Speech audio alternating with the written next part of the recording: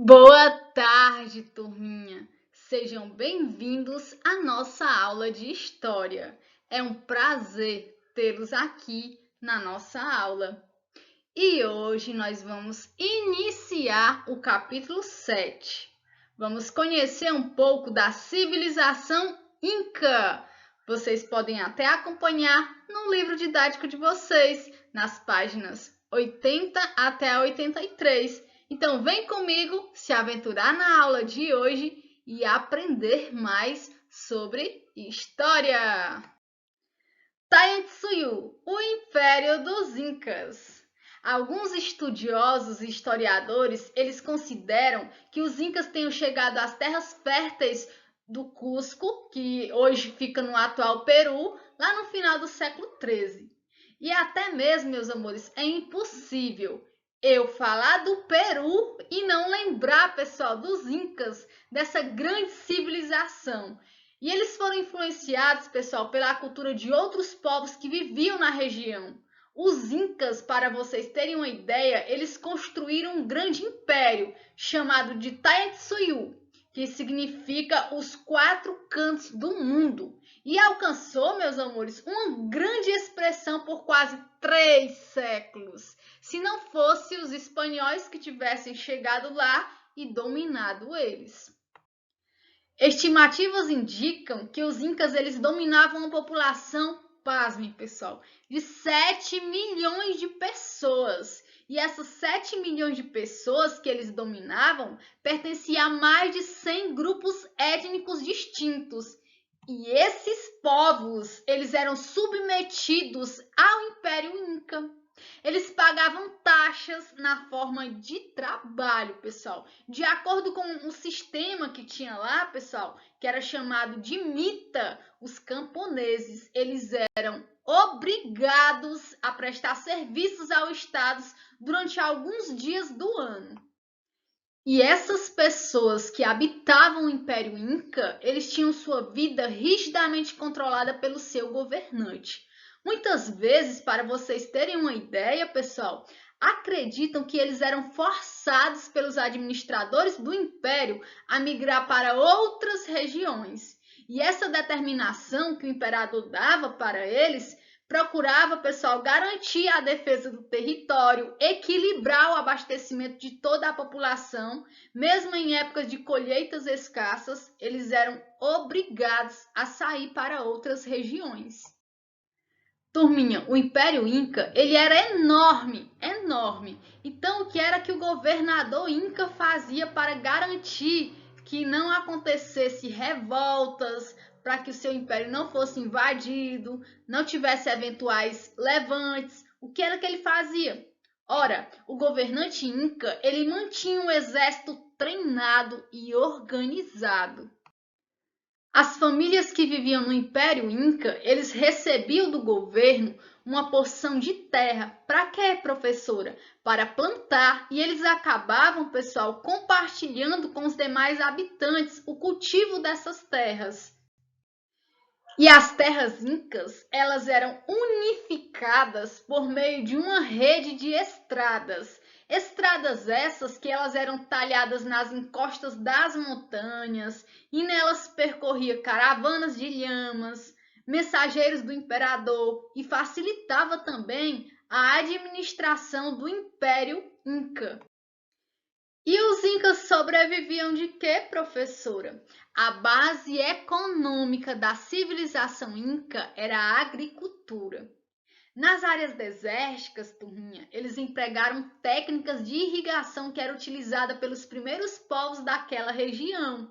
Como a gente sabe, eles tiveram contato com vários povos e acabaram incorporando elementos de outras culturas para a sua cultura. Turminha, nas encostas das montanhas, eles construíram terraços em curva de nível, como vocês estão vendo aqui nessas imagens. Terraços em curva de nível, em forma, pessoal, de degraus. E o que eles faziam nesses terraços, professora? Ora, eles cultivavam milho, cultivavam feijão, batata, algodão, tomate, quinoa, amendoim, pimenta, abacate, abacaxi e outras variedades de produtos agrícolas. Os incas também, eles acabaram domesticando alguns animais. Os principais foram as ilhamas, como vocês estão vendo aqui na imagem, e também alpacas, esta outra, dos quais, pessoal, tanto da ilhama como das alpacas, eles obtinham carne, leite, lã e além também deles utilizar como meio de transporte, já que onde eles viviam era uma região geograficamente muito acidentada. Então, esses eram os meios de transportes utilizados também pela civilização inca. A mais alta autoridade do Império Inca era o Sapa Inca. Isso mesmo, o Sapa Inca. O Sapa Inca, pessoal, era visto como representante do Sagrado Sol.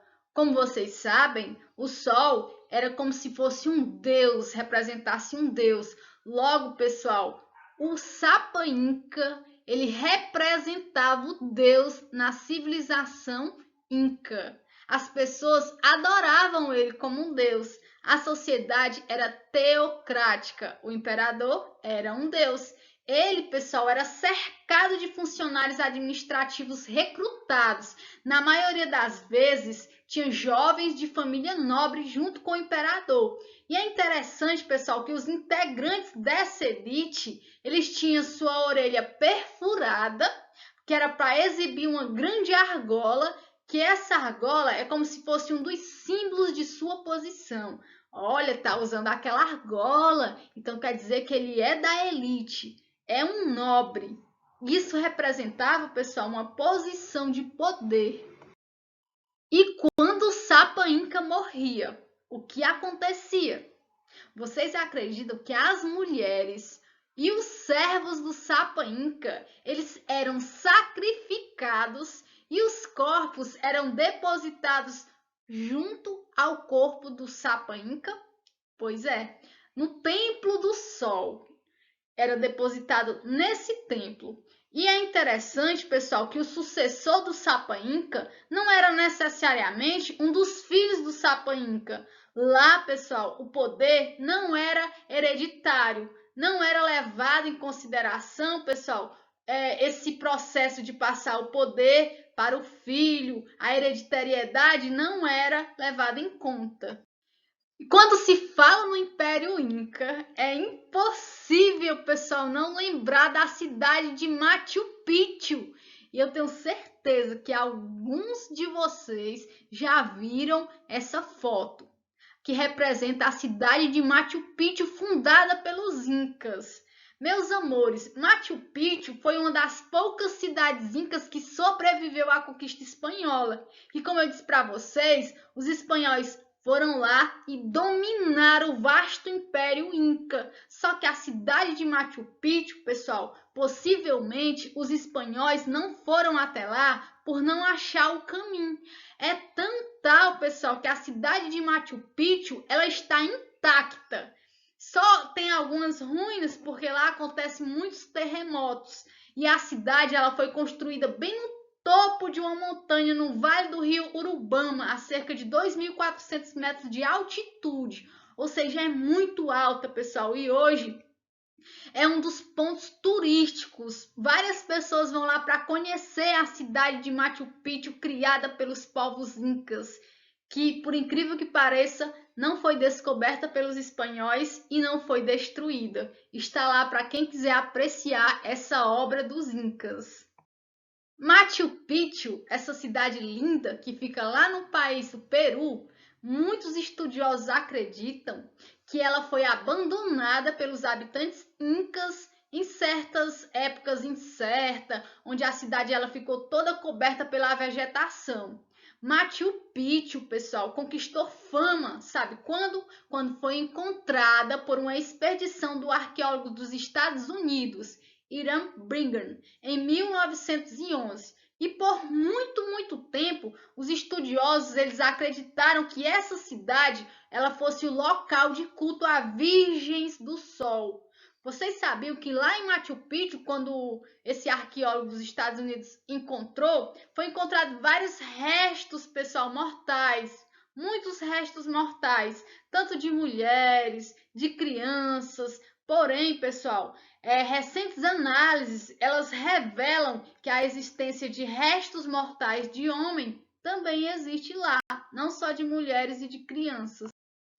Não era só os egípcios que mumificavam os corpos, não. Os incas também adotaram essa prática. Os incas, pessoal, eles mumificavam seus corpos, especialmente os imperadores e os membros da elite. Estudiosos, pessoal, eles indicam que essa prática de mumificar os corpos era adotada devido às crenças religiosas que eles tinham. Eles acreditavam que a morte ela era o início de uma espécie de viagem para um mundo paralelo, que só era concluída essa viagem com a desintegração total do corpo. E durante essa viagem era preciso proteger o corpo do frio e do calor.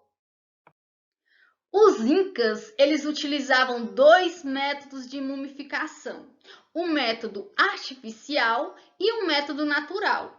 O primeiro, que é o método artificial, é semelhante ao dos egípcios em alguns pontos, pessoal. Como era, professor, esse método artificial? Era feito, pessoal, a retirada das vísceras do cadáver. Pegava o cadáver e tirava as vísceras dele, as tripas dele, por meio, pessoal, da defumação do corpo. Em seguida, era preenchido com plantas, com ervas, depois era tratado com óleo, resina, bem semelhante mesmo à mumificação dos egípcios.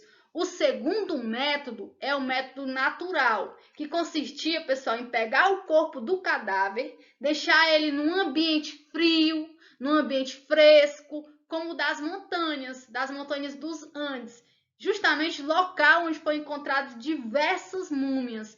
E aqui nessas imagens, pessoal, como vocês estão vendo, ó, tudo aqui representa múmias que foram encontradas, múmias de crianças, múmias de mulheres. Essas múmias aí são múmias da civilização Inca. Por hoje é só, pessoal. Terminamos a nossa aula de história. Conhecemos um pouco dessa civilização fantástica. Espero que vocês tenham gostado e aprendido. Vou passar a atividade. Qualquer dúvida, vocês podem me perguntar. Então, fiquem com Deus e tchau, tchau.